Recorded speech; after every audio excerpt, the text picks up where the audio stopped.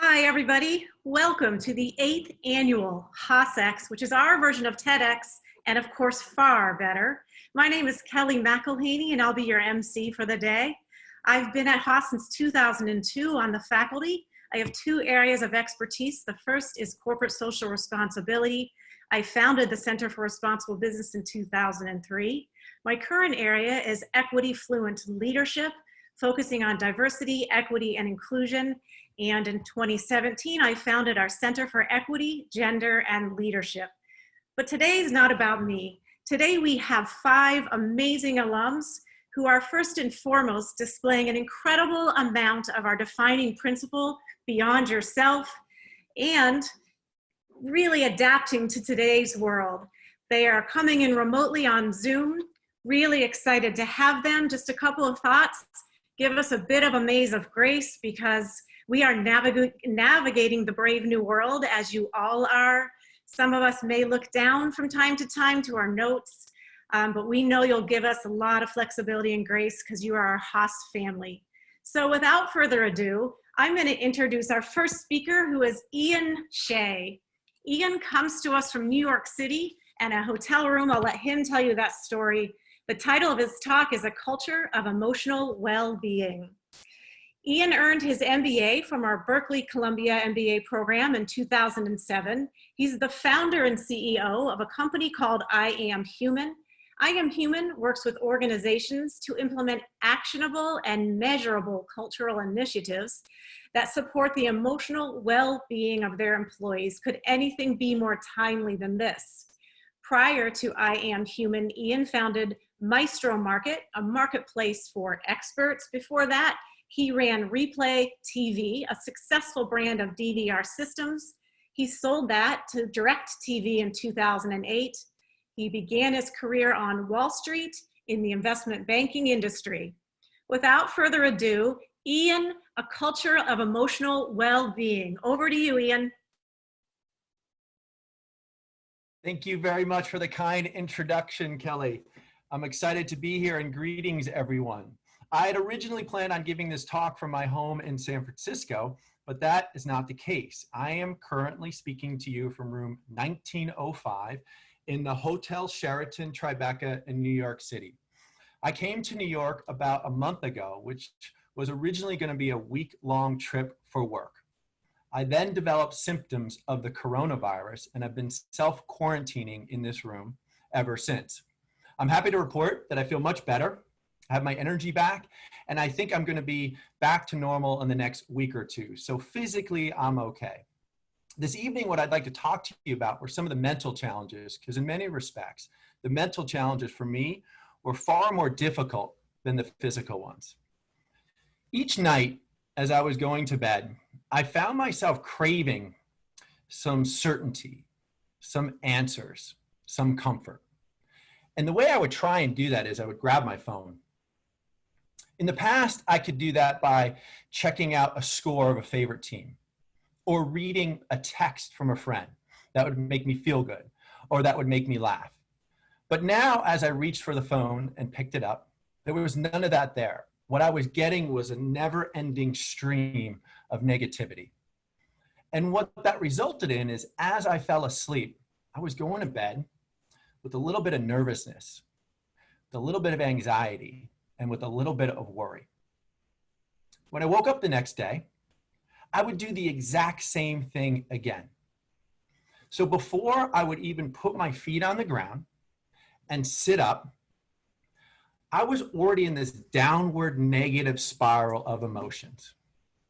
The next thing I would do is I would stand up and turn on the news. And I was turning on the news in search of that same comfort, in search of those same levels of certainty or those answers. And there was none of that there. All that was doing was adding to all the negative emotional inputs I was absorbing. And what that resulted in is me starting my day in a more negative spot than I otherwise would have.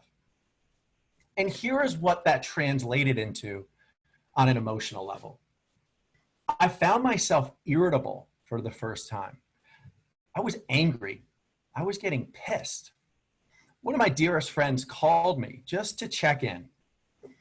And the The way I was processing that was as if I was being attacked. As he's calling me, I'm feeling enraged. How dare he? And as I look back on that call, all he was trying to do was reach out and let me know he cared. I was struggling with self-doubt. I'm doing something that I love. I'm good at it. I've been doing this for years, and suddenly I'm questioning my value. I found myself with a lot of worry and fear. And when I looked a little bit more at that, really what that was a lack of self-control. When was I going to go home? How was I going to get better?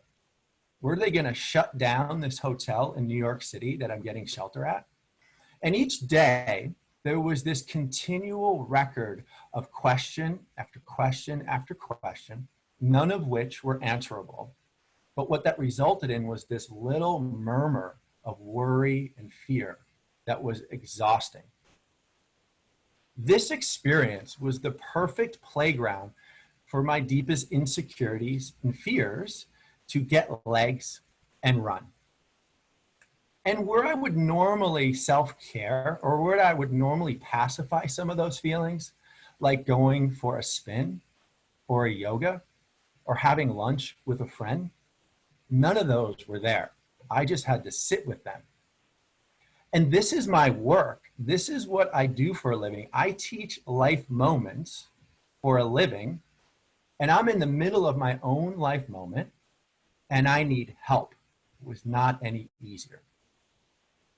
What I began to notice was that the sitting with those feelings, the time that I couldn't escape, that I actually had to sit and just be with my feelings, really presented an opportunity to understand them better. It presented an opportunity to name them. And as I was naming those emotions, what that did was it started the process of unlocking them. Think of Inside Out. You know in Inside Out, the movie from Disney, where all the characters had names to them?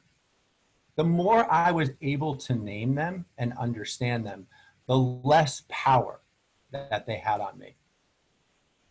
So with that in mind, what I would like us to do is just take a moment. Put your feet on the ground and just take a deep breath for a moment and think about what it means to be human right now. What emotions are surfacing for you? Specifically, what challenges are real for you? I'm going to wait about 30 to 60 seconds for you just to think about that and name them if you can. Write them down. Share them in the chat box if you feel comfortable. And we'll give you a few seconds to do that.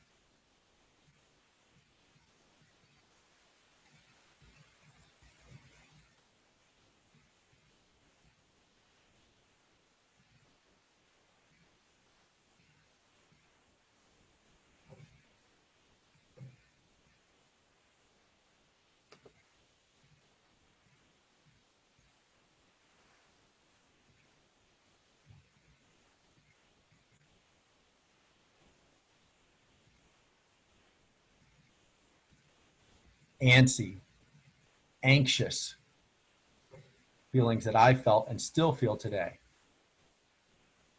And as I end this, I'm tired of being the strong one. Feel fortunate. And that's a good segue. As I end this, what I'd also like us to think about is what opportunities have surfaced or arisen for you throughout this experience. Thank you very much, everybody. I really appreciate your time. Wow. Ian, thank you so much. First and foremost, we really, really hope for you to continue to make the speedy recovery that you are now in. Thanks again for being open, honest, vulnerable, and real, something that is needed now more than ever. Just to me, that shows an equity fluent leader, being very self-aware, being strong and showing your vulnerability. I can't say enough. Just so beyond yourself. Thank you so much. Next up, we have Bri Jenkins. She's going to talk about, again, something we need to hear about, joy, the joy of creativity. She comes to us from San Mateo today. She is an engineer and an artist. What an amazing combination. She was born in Flint, Michigan. Atlanta, Georgia is her home. She finds the most joy, and I know Bree enjoys something that you will see just like I do. She exudes every single day. She finds her joy when dancing, storytelling, and crafting, which I've seen a lot of on Instagram, and I'm totally intimidated by how good you are. She studied industrial engineering. She then worked for the happiest place on earth. I had to stop when I read that, Bree. I don't know how happy it is today, but I hope they get happy again. She came to Haas in 2017 in pursuit of other opportunities that could provide purpose. She focused on education and DEI, serving as a consortium co-president. I'm honored because she was actually on our Center for Equity, Gender, and Leadership founding advisory board of students. Now she's working at Pixar Animation Studios in leadership development. Bree, I cannot wait to hear about the joy of creativity. Over to you. Thank you so much, Kelly. I'm really excited. I'll start by sharing my screen. Okay. I'm fixed in front of a blank wall. Warm yellow furniture sits in the corner of our brand new home, and the edges of intricately patterned carpet we've rolled out are still bent. But look, this wall, it's some version of white, just blank. It's as if nothing was ever imagined here. No one took the time to consider what could be laying within infinity. No path, no story. So we made our own. We start with all of the levels of possibility. Paintings, pictures, plants, patterns, bookshelf. That can't be all. What else goes on a wall? No. What is something I want to see every day? Something that grounds me, that means something. We allow ourselves to explore new areas with no expectations. Servi, my partner, recalls that time we went to Spain and promised each other forever. The building's there, the design, we find some, and so we're off again. This one, that one, what do you think? Doesn't feel quite right. We're pulled almost wordlessly as we dive deeper and deeper into this moment, into this experiment. We tweak it, I change the colors, he rotates the shapes, we alter the pattern and work within and around our self-imposed constraints. How will we get this on this wall? Hire someone, paint it ourselves, stencil, that would take way too long. And how will we even make stencils? This idea is crazy. We just need a break. Give ourselves some time to recharge. Break turns into a hiatus, 2 months long. But sometimes when I open the computer, I still see these designs and I still love them. I walk by that wall every single day, seeing nothing at all and only imagining what could be there, what still can be there. Okay, where were we? Stencil, paint, sticker, stick it on. Colorful and sticky vinyl, we've used that before. We have a machine that can trace out the shapes that we design. It's usually used for some other purpose, but it could work. I mean, it might work, so we take the risk. We connect it to the laptop and print the shapes. Everything is ready except, how do we get this on the wall? A ruler? Even as a former engineer, I'm not that precise. But then I see it. The Star of David, the negative space.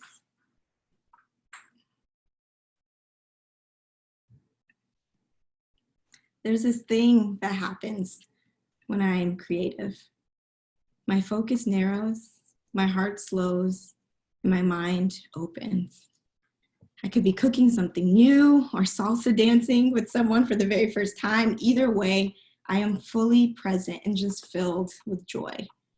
With a veil of creativity, even if I'm afraid, especially if I'm afraid, I can still make mistakes and just laugh at them.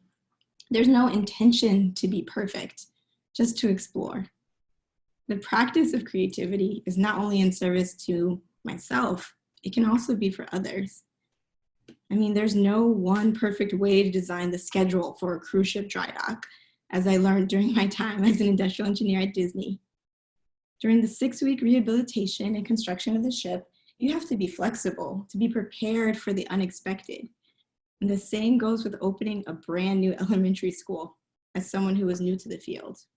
Figuring out how to be IT, finance, fundraiser, and lunch lady all at the same time. Trust me, no 2 days were alike, but there was an unspoken mantra.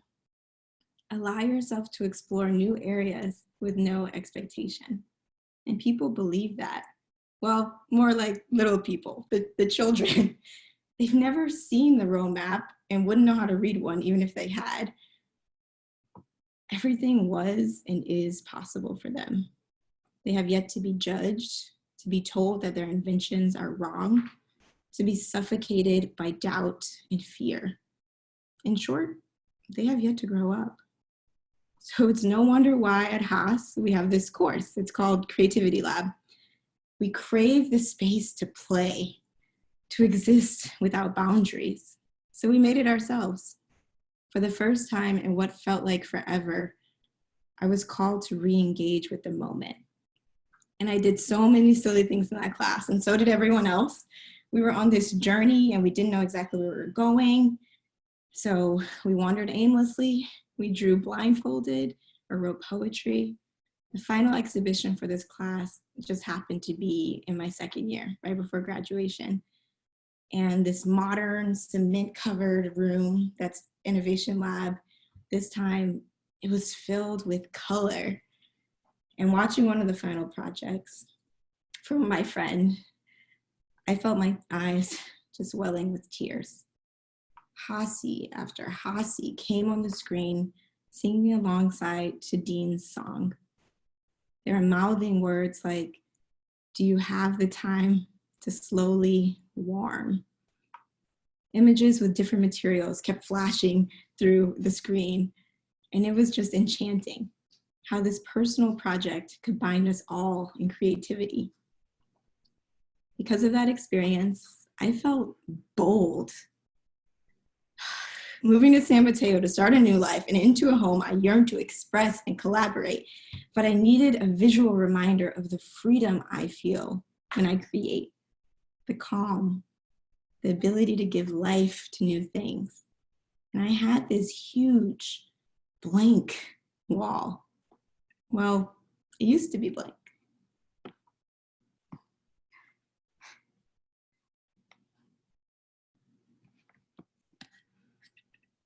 For all of us, the future is our blank wall, our project.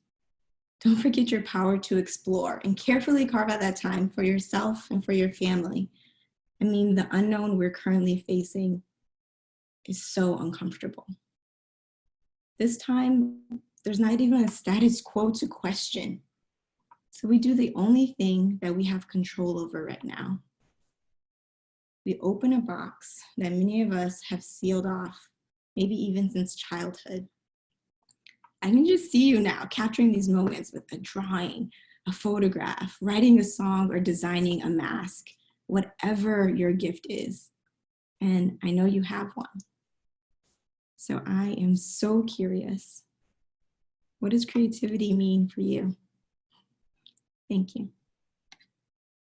Bree, thank you. Another amazing talk. Second time I've gotten chills during a speaker, so no intimidation to the other three. You need to give us chills, but again, such a timely message. First of all, just seeing the joy and energy you exude. I need that right now.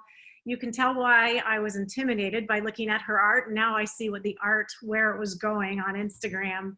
Just beautiful, beautiful wall. That is so fantastic. The focus on being present for ourselves, for our loved ones, preparing for the unexpected. Just your bravery, Bree. I really admire you. So thank you so much. Our next speaker is James Dong. James is an undergraduate graduate. He went to our undergraduate program. He graduated in 2010. He started Last Minute Gear, the only outdoor gear shop where you can buy, rent, or borrow gear because their mission is to reduce waste and to focus on a sustainable outdoors. His title today is A Small Business Story. James, welcome. Thank you so much, Kelly. I want to start by asking a question. Have you ever had to tell your parents that you were failing? So deeply uncomfortable, isn't it?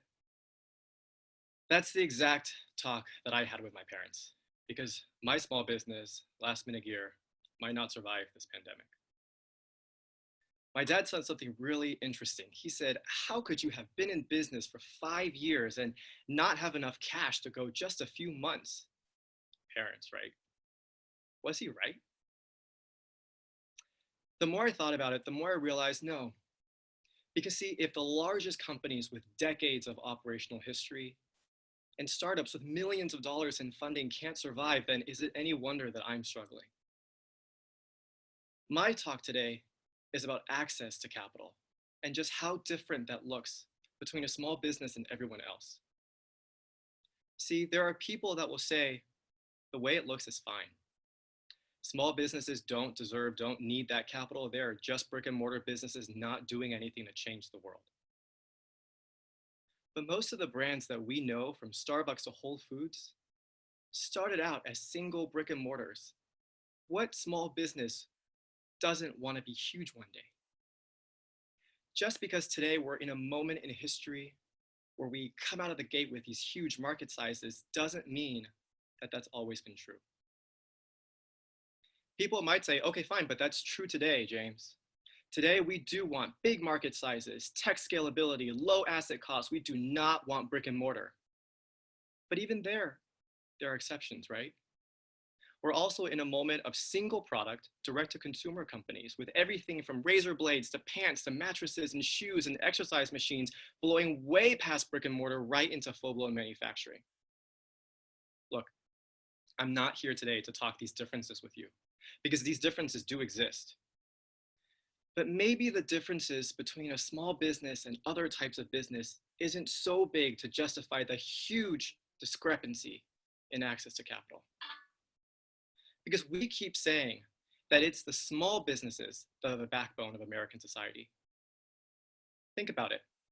When you want to go out, where do you want to go? You probably want to find a local restaurant, a local bar, or find a street lined with small boutiques, right? Did you know that small businesses account for 50% of American GDP and employment? And that's not even including the fact that if you currently work at a big tech company, you probably have a lot of clients that are small businesses. We are who you sell advertising, automation, delivery services. So here is how we're helping small businesses today. The Federal CARES Act allocated trillions of dollars. And even though small businesses are 50% of the economy, we were only asked to split less than 30% of that pie. By the way, when I say we, who do you think of? I bet you're thinking of that restaurant down the street where you get takeout 3 nights a week because you're too tired to cook, right? But what's actually coming out in the news is that millions and millions of dollars in funding are going to chain restaurants and tech startups. Look, I know that they're struggling too. I am not doubting anyone's struggle right now. But this is about access to capital. If you are a chain, you will find a bank to give you a loan. If you are a startup, you have access to equity markets so flush with capital, I can't even dream of them. That's not the case for small businesses. I'm sitting at home filling out application after application for grant funding. And by the way, none of these applications really ask for evaluation criteria. They just want a short description of your business. So why am I rejected? One of the largest private grants that I applied for told me that I was not in their 0.5% of applicants that got money. With an acceptance rate that low, by the way, lower than any school or job or startup accelerator even, Surely there must be a reason, right? And it can't be timed because I am sitting at home refreshing my browser window just so I can be one of the first to apply. Why? What happened? There's a pending class action lawsuit against many institutions for shuffling around application order. Nothing says unequal like a lawsuit, right? Let me tell you one more story. Shelter in place in San Francisco officially launched on March 17th. And over one day, I channeled all of that anxious energy, and Bree, you're right, I found a moment to be creative.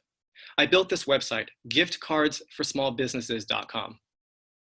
I built it to sell gift cards, both for me and for any other small business struggling to generate cash flow. In the course of this, I discovered a San Francisco VC that was offering $1,000 micro grants to any organization working on coronavirus relief. That's what they said. I pitched them giftcardsforsmallbusinesses.com, and they told me, sorry, we ran out of $1,000 to give you because we had just given that money to this other gift card sales platform. At that time, that other platform hadn't launched yet. And now, over a month later, that other platform still hasn't launched yet. Whereas giftcardsforsmallbusinesses.com, thankfully, has already helped over a dozen small businesses sell over $5,000 in gift cards. I look back and I think, toward the end of March, I thought I'd be okay. I thought with all these sources of relief, I would find a way to survive this pandemic. And now I just think, how naive was that?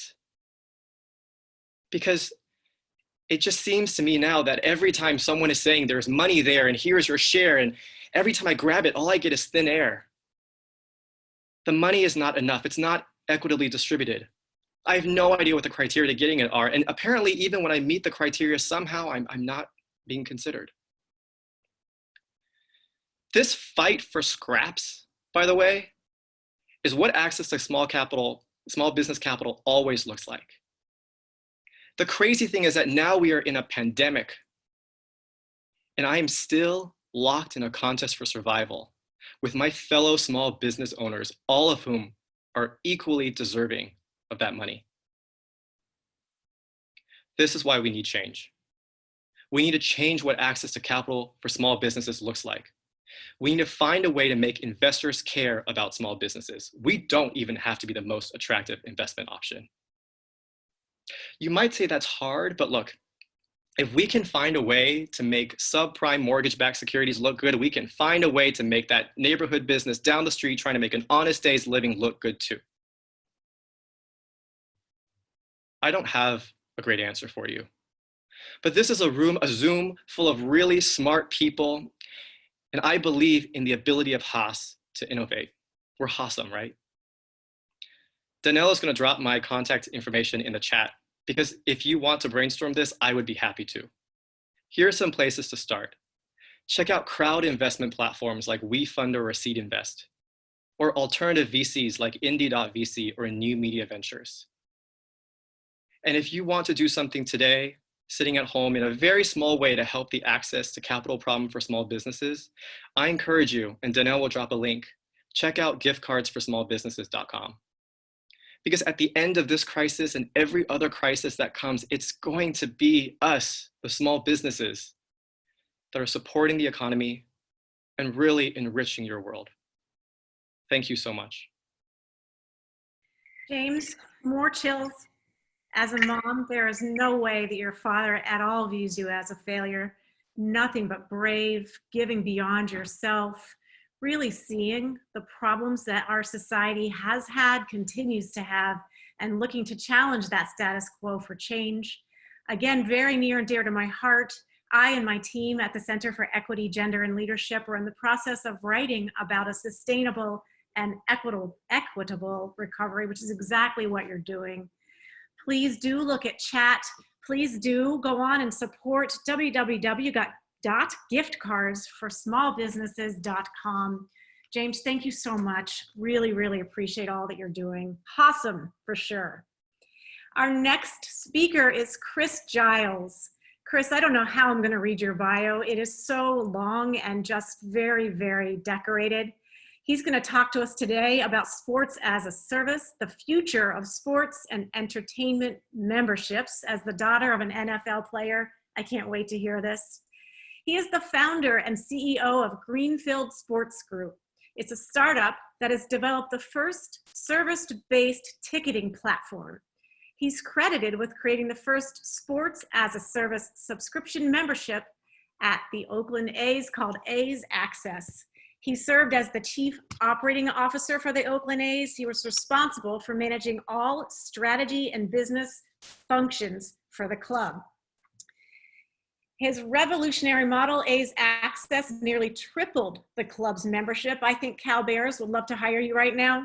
It's become the gold standard. Prior to the A's, he was the head of sales and marketing for NFL's On Location experience. He was involved in sales and marketing of Super Bowl 51. I had to look up that Latin number because I forgot how to translate Latin. Through the 2015 NFL season, Giles served as the San Francisco 49ers Vice President of Sales and Strategy. He was instrumental in the successful launch of Levi's Stadium. He has additional experience with our Pac-12 network, Go Bears. He holds a BS in finance from Fresno State and an MBA from the Haas School of Business. Over to you, Chris. Thank you very much, Kelly. Apologize for the misstep on the muted service. In a world without sports, I think it's very important that we spend a little time and talk about sports. I don't know about you guys, but I spent the entirety of my Friday night posted in front of the TV watching every stage of the draft. What I'm going to talk to you guys about today is a little bit of a journey that I've been on for the last 3 years, really thinking through the landscape that is the sports marketplace. And I'd like to present you guys with a new and interesting idea in terms of how we should think about this space going forward. So in 2018, my colleagues and I at the Oakland A's started to look at just a couple of big kind of macro statistics around how people were spending their money. And we are smack dab in the middle of the experience economy. Whether you're a millennial or a baby boomer, you prefer to spend money on experiences over material goods. And we were fortunate to be spending our time working on an industry that was the fastest growing segment of the experience economy. But we took a moment and we started looking at our own financials and the financials of our peer teams across professional sports, and our most important ticket revenue source, season tickets, continued to decline year over year. At that time, less than 10% of active fans of North American sports teams were season ticket holders. So we started to look at consumers. We interviewed thousands of people, surveyed them, sat them down for focus groups. We found some pretty interesting things. And so we started to look at, okay, what are the traditional fans like? These fans are, been season ticket holders for a number of years. Everything that they were talking about was all about this notion of consistency. I want to know the easiest way to get in the parking lot. I want to know exactly what gate I'm coming into. I want my usher to know my name as I come down to my seat. I take a lot of pride and ownership in the fact that this is my seat, and I love the community of people around me. I want a consistent experience. Then we started to look at the younger folks, and the whole notion that they would sit in a consistent seat for the entirety of their game was completely foreign to them. They said, hey, I actually want an adventure when I come to a game. One guy in a focus group told me that his ideal baseball experience was bar hopping meets a food tour while I watch a baseball game. These are fans that are looking for flexibility. These are fans that are looking for highly social experience. These folks subscribe to services, and they don't buy season tickets. So let's take a step back. I just want to talk to you guys about the current season ticket landscape. Teams typically sell season tickets by taking one seat and selling you a ticket for that seat for every single game. That ranges from 10 tickets for an NFL game all the way up to 81 tickets for an MLB game. And they actually take all of your membership benefits and they tie it to the ticket themselves. And they say, here you go, here's a package your 81 tickets for a baseball team, and they intend for you to attend those games. Well, let's be honest, 81 games isn't really a consumer product. I've been to a lot of baseball games. I was the COO of a baseball team, and I can honestly say I didn't attend anywhere near 81 games. What actually ends up happening is a large portion of those tickets actually get sold, shared, or wasted. But behind all this is the other use case. Teams sell a lot of their season tickets to brokers, which end up on the secondary market, which floods these really efficient platforms with great seats, with all of those member benefits tied into the ticket. If you buy a club seat on a secondary platform, you get to come into that club like a member. You get the all-inclusive high-end food and beverage. And that next generation of consumer is looking at the availability of buying those one-off single game experiences with all of those amenities. And they're saying, that's exactly what I want to buy. I'll pass on buying a season ticket from the teams. So we took a step back and said, there's got to be a better model. There's got to be a new way of thinking about it. We looked at every other business moving away from selling products, moving towards selling subscription products, which allow them to build ongoing relationships. And we looked at sports and we said, the sports landscape, sports teams have the most loyal fan bases, yet we're still selling products. So my vision for this industry is to transform tickets from a product to a service. So moving away from this ticket-centric environment, moving towards a member-centric environment. So a lot of people say, okay, well, that sounds good. Everything else is moving to a service. How does that actually manifest itself? So imagine if you could buy a membership to a sports team that would allow you reservation credentials. So one of the things that my company is doing in our platform is allowing teams to sell you the ability to go on and reserve a seat, which in a reservation window that is set by the team. So you might have the ability to go on 48 hours before the event and select your seat location. They're tying all of those benefits back to the individual member, giving those members special prices on concession, making all of those exclusive club spaces specific to the members themselves, and drastically lowering the price of a membership so that it's more accessible for the general population. We built the first pilot model for the 2019 season. We did this all in the Coliseum, so we didn't have those nice club spaces, but we took all of the fundamental principles that we had come up with, and we 2x'd our membership base. We grew revenue by 45%. We reduced the average age of our member by 11 years, which told us the next generation of fan is buying into this concept. And we reduced year-over-year churn from 20% down to 6%. And so as I think about the sports landscape and helping teams come back from what was, what is the most devastating series of events to hit the sports industry that I can recall, I can't help but think about teams coming back with a fresh new perspective. This approach actually gives teams the ability to increase their capacity. You can sell memberships far beyond the number of seats you have. It allows teams to create those long-lasting relationships, allows teams to sell true exclusivity, to monetize the ability to transfer those elements to their B2B customers, and most importantly, develop rich member insights that allow them to tailor those member benefits in a way that they've never been able to do.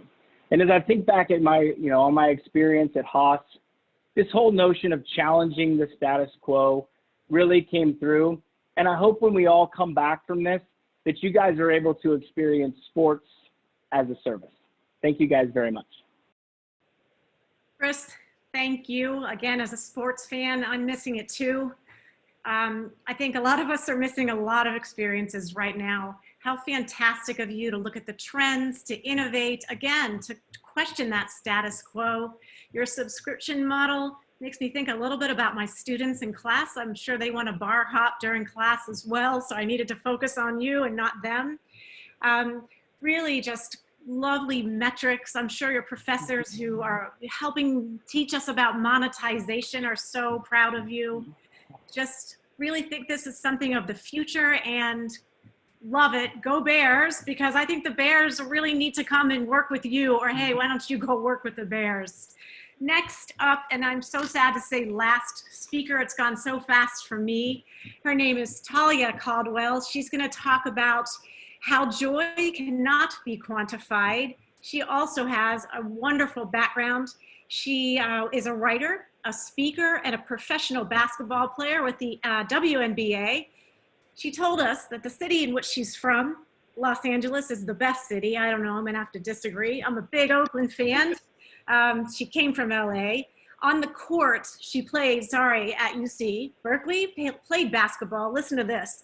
She led the women's basketball program to their first Pac-12 championship and Final Four appearance, becoming the fourth player in school history to reach 1,000 times 2, which is 1,000 points and 1,000 rebounds. What a milestone while here.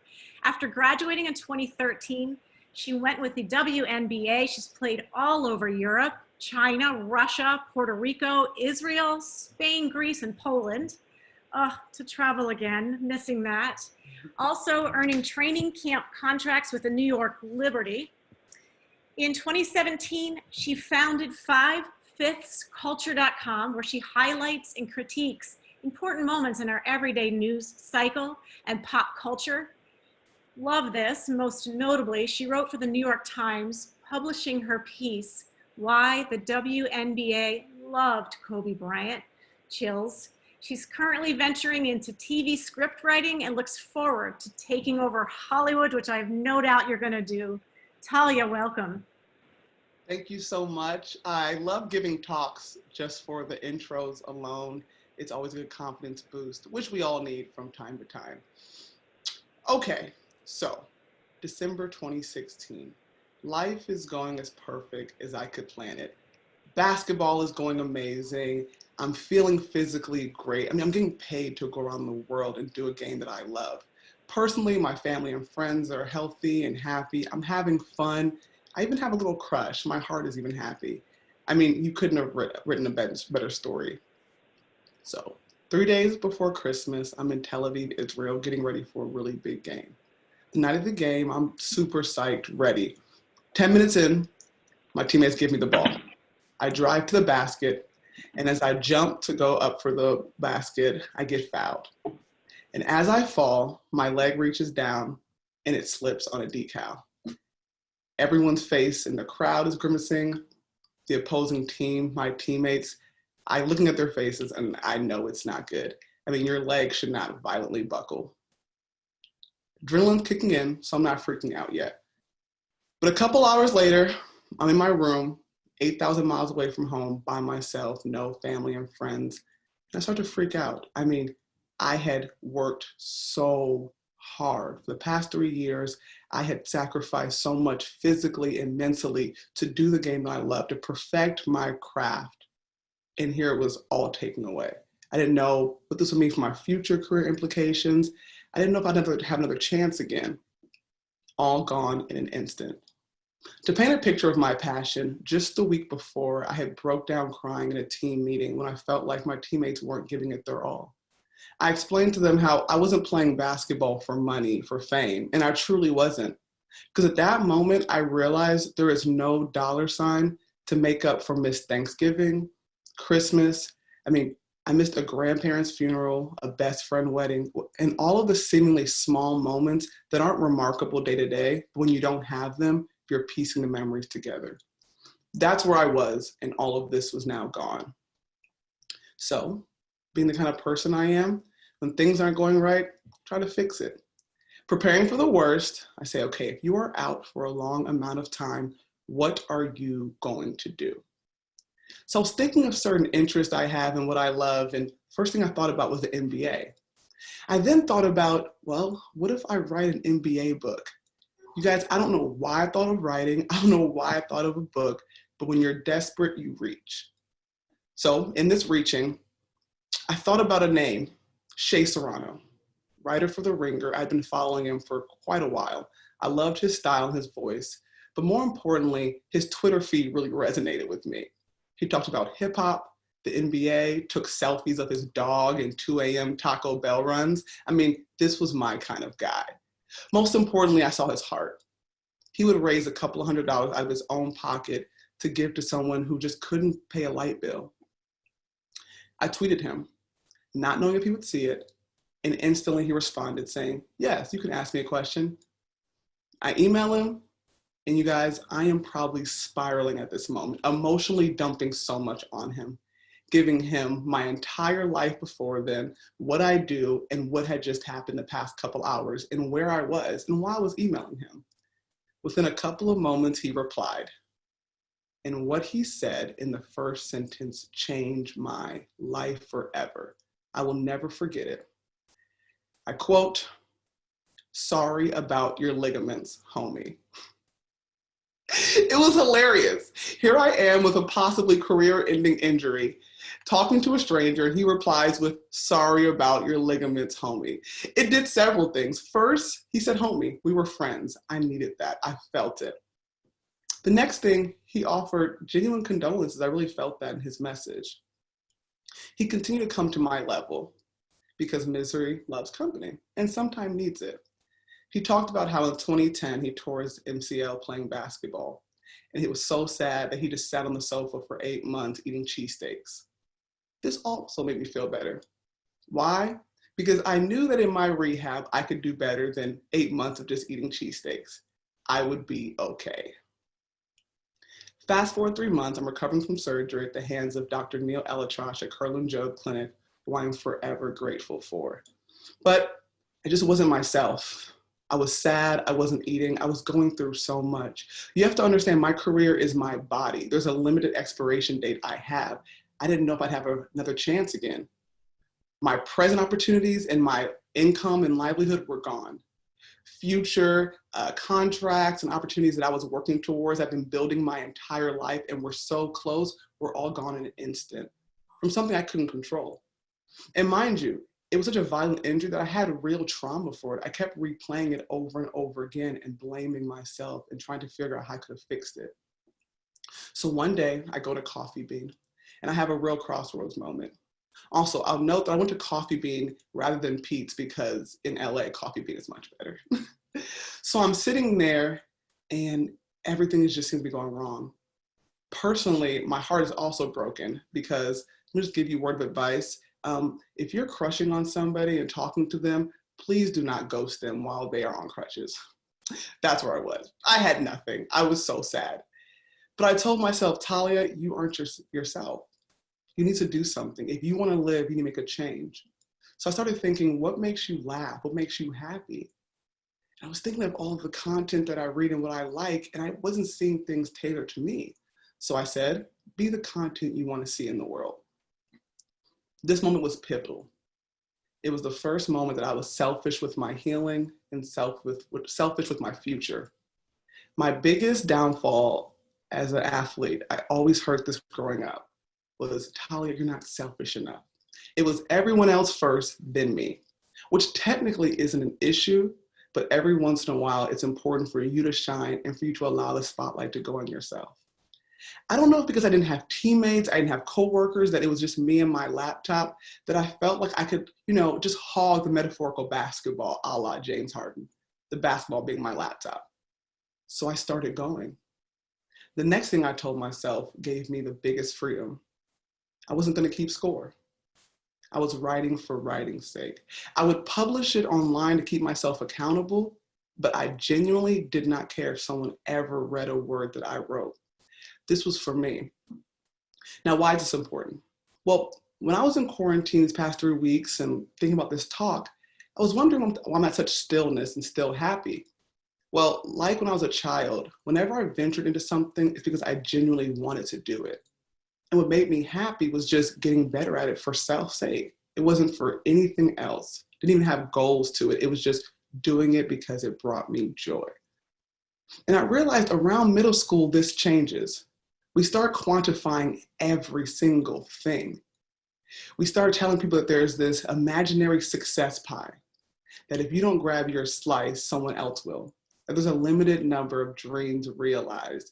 We start having the goalpost in front of people and keep moving it back as they get closer and closer.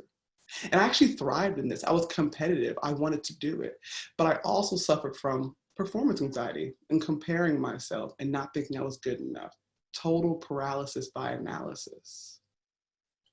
And that just wasn't fun anymore. I was tired of it. I realized my best work, I'm just looking down and doing it for me. Heck, I recently realized my livelihood is based on me being a subset of averages. We tell people to try anew and start fresh, and then they go to careers where you need to have 3 to 5 years of experience for entry-level jobs. So, as I started writing, this was for me. Each letter, each word, each sentence formed. I felt more freedom and more freedom. I also told myself, Talia, if you don't love it, if it doesn't move you, if it doesn't bring you joy, if it does not uphold the integrity you have for your life, you don't publish it. The next thing I took was also very important. I took on the role of being player, coach, and GM. I would write, edit, and design every single part of my website. Not for ego or for credit's sake, but because this was a new venture. I needed to meet writing. I needed to engage with writing. I needed to listen and learn. I needed to fail over and over again and get frustrated. I needed to fall in love with writing. Now, this freedom and this passion, I could feel my shoulders unclench, my jaw relax each time I pressed publish, and I was the happiest I had ever been. This same practice is what I took to my approach when on January 26th, a few hours after Kobe Bryant died, the New York Times reached out and asked me if I could write for them. Now, to be completely honest, when I got their message, the first thing I thought was, have they read my writing? Now, I love my writing. I stand by it. I take pride in it. But I live at the intersection of taking high-level analysis and mixing it with very low-brow moments. Coming from a research institution like Berkeley, I take pride in taking 2 weeks to listen to every single Drake song and documenting every meal he's rapped about to bring to you the evolution of Drake's taste buds. I suggest you read it, 5itscultures.com. It's on there right now. So this was different, but as I sat down, I found a zone. I kept shooting and I kept making. And to be completely honest, I was not writing for the New York Times. I was writing my piece for Kobe, and they just happened to love it. Now, people ask me all the time, what's the data? What's the analytics on your site? What are the numbers doing? And I break their heart and I tell them, I don't know.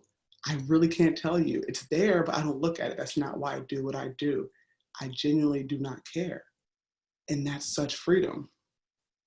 But the one impact the New York Times article did have on me related to an incident that happened 3 years ago. 2 weeks into my writing, while I'm at Coffee Bean again, my de facto office, I was still despondent. I wasn't my normal self, but I was trying. I was walking there, a gentleman who I'd never met told me, "You look like you're trying to change the world." In which I responded to him, "Sir, I'm trying every day." As much as it was cool to have the New York Times article be successful online and to go to print the following day, what moved me is when people around the world reached out and said, "Talia, your piece gave words to my emotions." They explained how they felt my freedom, my honesty. There's 3 things I try to do with everything that I write. 1, be honest to myself.